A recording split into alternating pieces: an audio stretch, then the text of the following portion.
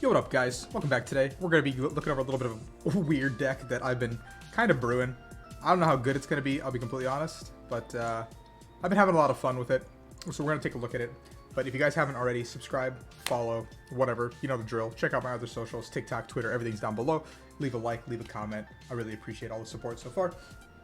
But without further ado, let's jump into the deck. It's Orbeetle with Urshifu. Now, Orbeetle VMAX has an ability called Eerie Beam. Once during your turn, if this Pokemon's in the active spot, you may move 1 damage counter to all of your opponent's Pokemon. So pretty natural spread. The only thing it doesn't really hit right now is Corviknight VMAX. So we've got a 3-3 Orbeetle line. And we have Rapid Strike Urshifu VMAX with Gale Thrust, and more importantly, G-Max Rapid Flow that does 120 snipe to 2 things. Now, if we're spreading enough and then we have G-Max Rapid Flow, we can do a lot of damage out of nowhere. Also, Orbeetle naturally wants to switch, so we can just go into an early Gale Thrust. Let's go through the rest of the deck. 2 Crobats to draw cards. I don't really want to discard that many cards, so Dedenne isn't that good, but you could go for a 1-1 split to dig super deep. We have 1 Snorlax because he's probably the best thing we could have turn 1, turn 2 just to set up behind. And then we can go into the items. We have 1 Escape Rope and 3 Switch. This could also just be a 4 Switch. I haven't decided really yet if that's the better option. We have 3 Lillie's Pokédoll. This could also go to 4. I just haven't found the space for it yet. It's kind of what we're going to wall behind while we set up our damage across the board and force our opponent to burn our bosses early to attack into our 3 prizes that they potentially may or may not take one-shots on, which I don't think many things should take one-shots on. So we have an Ordinary Rod in case of bad Sycamores that we end up having to do. 2 Reset Stamp because late game comeback is pretty much our best win con. 1 Turffield Stadium because we do want to have stadiums to counteract things like Power Plant, which doesn't really affect us, but like Hearth and stuff like that. And Turffield is also excellent at searching for what we need to search for. Wondrous Labyrinth is probably the best stadium because with Rapid Strike energies, we don't really care about the extra energy requirement on Gale Force, and we're not really attacking with Orbeetle. We might have to, but it's not what we're trying to do. So we stall it out while we can keep spreading damage, force our opponent to put energies into bad spots, and then if they do that, we can come in with G-Max Wave that does a lot of extra damage. We have 3 Bird Keepers. I was trying to fit 4 in, but I'm currently splitting between 3 Cheryl and 3 Bird Keeper, and that's really where the split's coming from. It's a draw card, it's a mobility card, it gets us another Orbeetle spread. That's what I like to see. 2 Boss's Orders, that's really all we need. We're going to be spreading, we're going to be sniping. The Boss's Orders get rid of problems like Mew. We have 3 copies of Cheryl because ideally we're not getting one-shot across any of these guys, so we can keep rotating in between them and potentially just have a big Cheryl turn. And even if our opponent takes the first 3 prizes, we can keep Cheryling to offset that damage and do our own damage while we set up the end game. We have 2 Cynthia Caitlin, so we can recycle some of these supporters, obviously. Also a draw card as well. We have Mallow Lana. 1 Mallow Lana acts as a pivot as well as a healing card. 2 Marnie, because sometimes we will need to shuffle draw into the deck and see some more cards. 4 Research, because we do need to draw cards, obviously. Quick Ball I'm not going to cover. We have 1 Karate Belt. And this is really good because we can, if we lose a first VMAX, we can set it up so we can take 4 prizes in 1 turn by using G-Max Rapid Flow with just a Karate Belt. I've done this a ton of times actually in games. It's actually very cheeky. U-turn board is the best tool to throw onto our Orbeetles, so we can just keep pivoting, and in case 1 dies or gets scrappered, they come back, so we can keep doing it. And the energy split's a little bit strange. We have 3 Aromatic Energies, 2 Capture Energies, 3 Rapid Strike Energies, 1 Weakness Guard Energy, and 2 Grass Energies. Now, currently I have it as such just because we want to get some of these energies to pivot and move around stuff. The Weakness Guard also serves as kind of like a tank card for both of our VMAXs, depending on how we want to use it. Also, we only have 3 Rapid Strike Energies because we're only going to be attacking really once or twice with this boy. So, yeah, we don't really want to commit too much, and we want to have energies to retreat. So, that being said, let's jump into some games with Orbeetle. I've been winning a good bit with the deck. I'm on a win streak of 5 right now, as you can tell. I beat a Scented Scorch earlier today with the deck. I've been kind of tweaking it around, playing around with it. I had a lot more Evo Incense, Pokemon Communications to start with the list, but I've been slowly tinkering it and getting it to where I want it to be.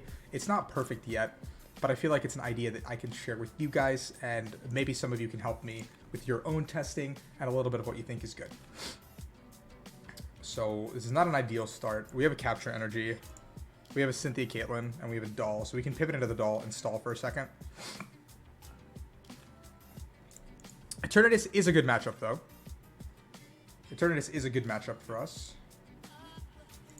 Weak guard, okay. This should be an okay matchup, all things considered on paper. Unless he plays like weak guard energies and stuff like that. But even then, we can set up with some spreads and try to snipe things on the bench. And if he plays like a Spirit Tomb heavy version, that only feeds into us being able to do tons of damage. So we'll see how this goes. It doesn't have to do anything turn one, obviously. Yeah, very simple. So we're going to go ahead and capture energy. We're going to grab the Orbeetle, Lillie's Pokédoll, and we're going to go ahead and Bird Keeper into the Lillie's Pokédoll.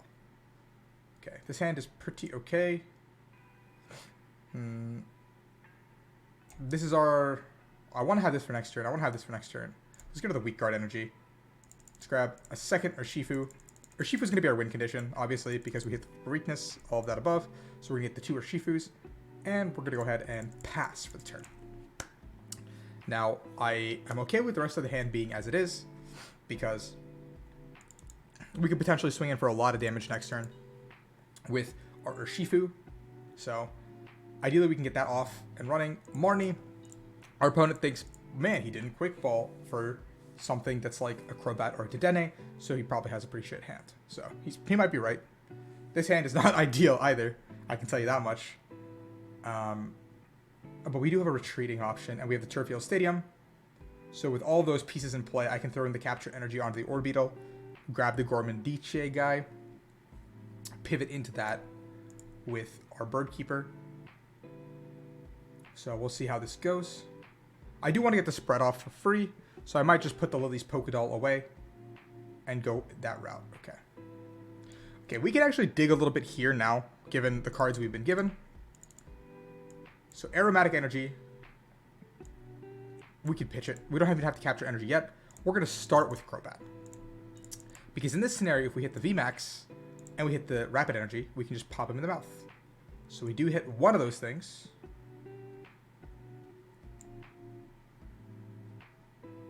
So let's go ahead and Bird Keeper into this guy. Okay. This hand's pretty okay across everything else, all things considered, honestly. We're going to go ahead and drop the capture here, just so we can have, on the potential off chance we hit the energy, we can do some sniping, and that'll be okay. We have another Bird Keeper in hand, and we have a Cheryl as well, so we can kind of stall out another Crushing Hammerheads. Not too big of a loss, honestly. 2 capture energies is whatever to me. It's not going to really do anything. EXP Share and Eternatus, very cheeky, but our opponent is clearly suffering from some consistency issues here. He's going to smack us for a measly 90 damage here. Actually, nope, he's going. Second VMAX. We got some cards. Okay. Zigzagoon. Not super pressed about that. Like I said, Cheryl buys us a reset turn regardless of what happens here. So he can go for the 2-shot here with the Dread End. And we could simply just Cheryl and continue with our life, honestly. So that's exactly what we might do here. I think I'm going to play a little bit greedy. And then Bird Keeper here. And then I think we're going to go ahead and go again.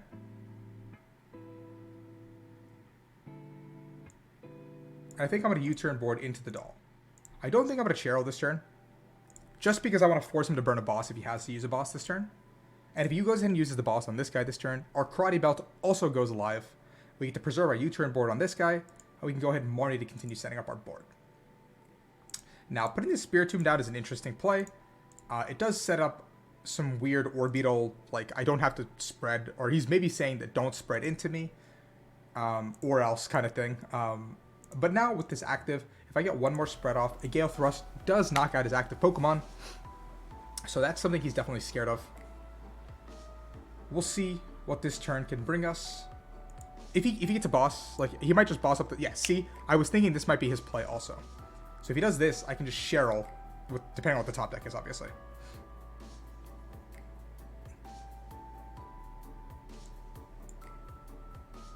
We can just Cheryl here. And then pass.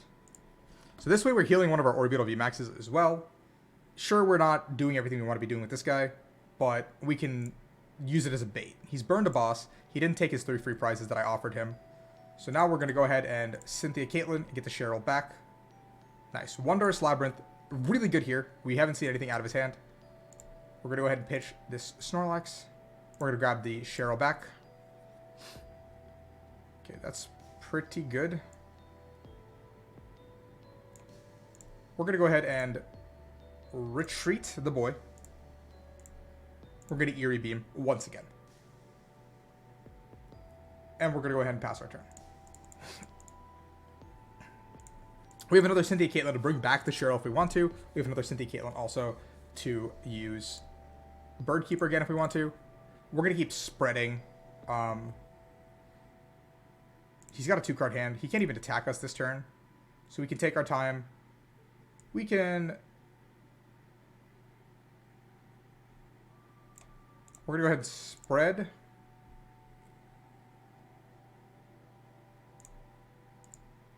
Retreat. Spread. And we're going to go ahead and boss his orders up to VMAX, giving us a little bit more time to stall. Now this next turn, we're going to go ahead and Cynthia Caitlin for the Bird Keeper. Get rid of one of our Marnies, because I feel like we don't need this much hand reset. Maybe a stamp. He needs to find a Dark City plus a way to attack into me next turn and energy. So it looks like with some of the clunkier cards he's playing, that's probably not going to happen. We do get the free prize onto the Zigzagoon onto our turn, so I can't complain too much about that. This is the idea of the deck a little bit. Our opponents are going to be burning resources to try and take out these massive 3 prizes that we've been working on for a majority of the game, but they're going to get stuck at some point, and that's what we're kind of hoping on. We're kind of hoping that they get stuck. Let's go ahead and Cynthia Caitlin once again. Let's pitch the Reset Stamp. Let's grab ourselves the Bird Keeper. Okay, so we don't get to pivot here, but the rest of the hand's okay. I don't want to go ahead and Marnie yet. As long as he doesn't fight a boss, I can go ahead and just simply Cheryl next turn. Just use it as a reset turn. That doesn't change how the game is going to get played out anyway. Boss's orders. That's okay with me. You saw me grab the Bird Keeper, my friend. You saw me grab the Bird Keeper, so you know I have it. So we're going to go ahead and spread here. Free prize on our boy over here.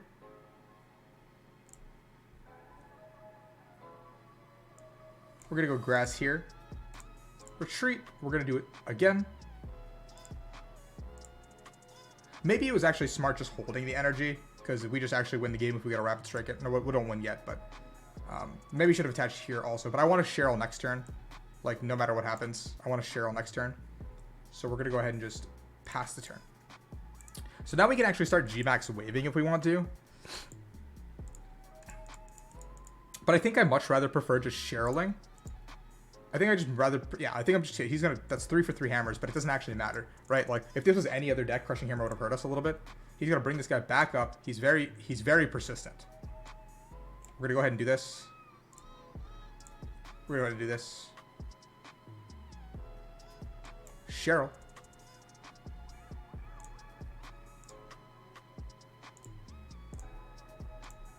Beam once again. We're going to put this energy here, hope it sticks, and then next turn we can look for the game. We can thin a little bit too, get rid of this one guy, get the Crobat. Look through our deck, we have 2 in the deck. 2 out of 14, pretty good odds. Done. We didn't even have to rush things. 2 out of 12 now. We get a top deck. We're pretty much vibing, and our opponent concedes. So that's how the deck works, guys. I'm going to switch back over to this. I'm sure you don't want to see more than one game of that Orbeetle deck, but if you guys enjoyed the Orbeetle deck, please leave a comment below. Let me know what you would improve personally. It's still a work in progress. I have a lot of things I want to do with the Orbeetle deck. It's a pet deck of mine that I'm working on.